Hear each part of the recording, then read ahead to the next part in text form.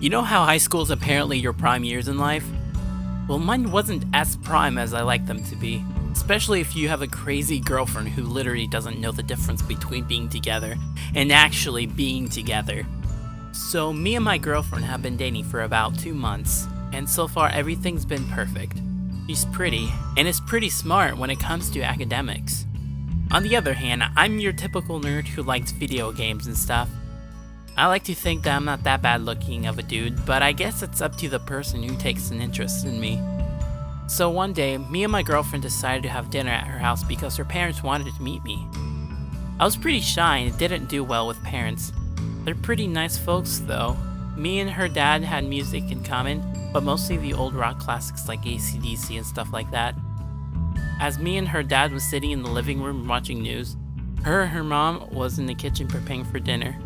After some time, I noticed that the house gave off some delicious aroma and figured that the food was about done. I like to eat, so I was pretty hyped as to what kind of food they were going to serve. I was kinda excited to try my girlfriend's cooking as well. When dinner was ready, my girlfriend called both me and her dad to the table. I sat down next to an empty chair, while her dad sat at one end and her mom at the other. I assumed that she was going to sit next to me. I wondered where my girlfriend was, so I asked her mom. She told me that she was still in the kitchen and that she wanted to bring out food for us. I was pretty shocked at how helpful she was. Maybe she was only like this because I was here. Either way, I couldn't wait. Suddenly, she came out of the kitchen and brought the bowl of veggies and other things, one at a time. She then went back into the kitchen to fetch her parents a plate full of food. Then it was me and her left. She then came out with 2 plates of food. It looked pretty good, especially the mashed potatoes with gravy. She then sat down next to me and filled the empty chair. She suddenly whispered into my ears, "I hope you enjoy my special plate I made specially for you." I was pretty confused as to what she meant considering that everyone's plate looked the same. I disregarded her comment and then we all started eating. We all laughed and talked about how school was going for the both of us, so nothing out of the ordinary. Then as I took a bite out of the mashed potatoes, something tasted weird. I couldn't put my finger on it, but I knew something was off. I thought to myself, maybe it was the gravy or something, so I tried to ignore the taste and continued to finish the plate. After everyone was done, we talked some more about other trivial things. She then asked her parents if it was alright to have me in her room for a bit. They were apparently okay with it, which surprised me. I guess they really must trust me, but of course, I wouldn't do anything indecent to her, especially if her parents were home.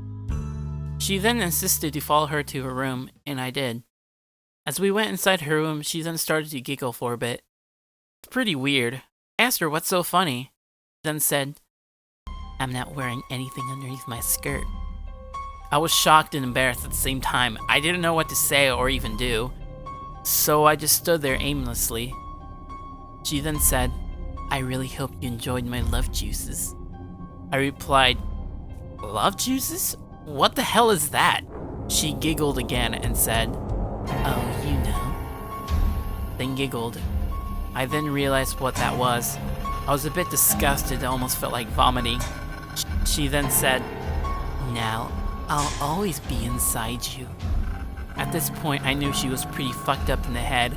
I didn't know what went wrong, or why she acted and did all this. Before any of this, she acted and was normal. But this? I rushed out of the room and went into the bathroom as my gag reflexes slowly caught up to me. I then threw up inside the toilet and then washed my mouth with water from the sink. She knocked on the door and asked if I was okay. I told her, "Okay? Are you kidding me? Why the hell did you do that?" She then replied, "You're mine now. You belong to me and no one else. I need to let those other girls know that you were mine. So I needed to put myself inside you." I thought to myself how fucked up that logic was. I had to get out of this house and go home. I can't date a crazy girl, especially if her logic was this fucked up. I then opened the bathroom door and there she was outside of the doorway. I couldn't look at her directly. I then said, "I'm sorry, but I can't date you anymore." She looked at me with a sad expression and then said, "Who said you could break up with me?" I was shocked at what I was hearing. I told her, "What is wrong with you?" You're sick. You know that? Then she said, "You're not the first person to tell me." She then started to giggle. "I'm sorry, but I can't do this anymore. Bye," I said. She then grabbed me by the arm and pulled me in before I could step away. She then pulled out a syringe out of her pocket with some white fluid inside of it. She quickly injected my arm with it. I quickly grabbed her arm that was holding it and pulled it away from my arm, but suddenly my muscles started to get weaker and I felt dizzy. She giggled and said, "I hope you have a nice nap, babe, because I'm gonna make sure that you get more of my special juices inside of you."